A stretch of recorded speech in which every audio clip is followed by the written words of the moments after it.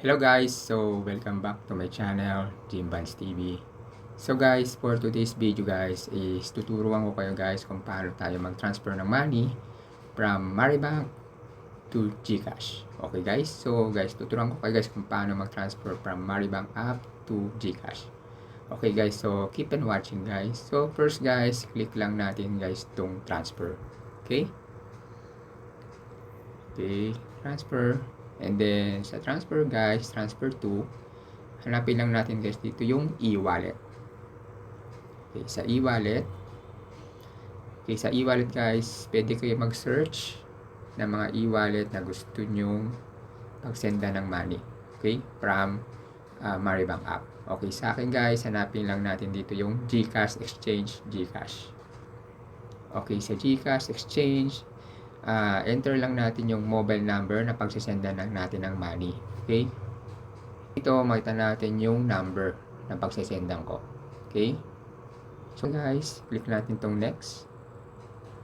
Okay, sa next guys, hanapin lang natin yung number na bibisenda natin and enter lang natin yung amount.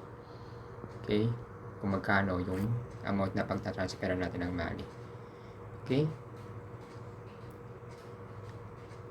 Then, enter lang natin ito yung transfer method natin, InstaPay, para real time. Okay?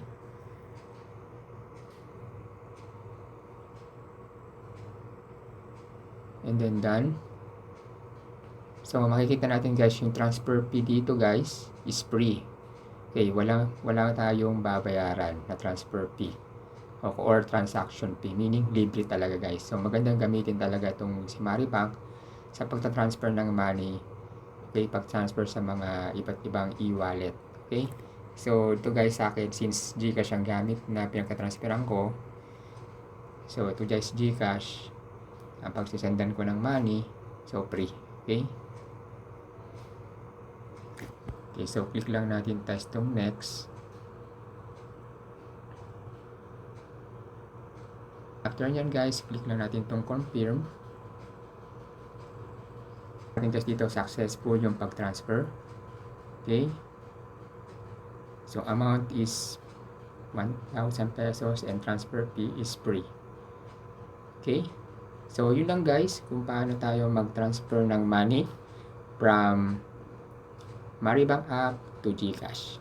Okay? So, if you have questions guys, please let me know and then sasagot din kagad ako sa mga questions nyo. Okay? So, kung nagustuhan nyo itong video ito, please like, share, comment, and subscribe.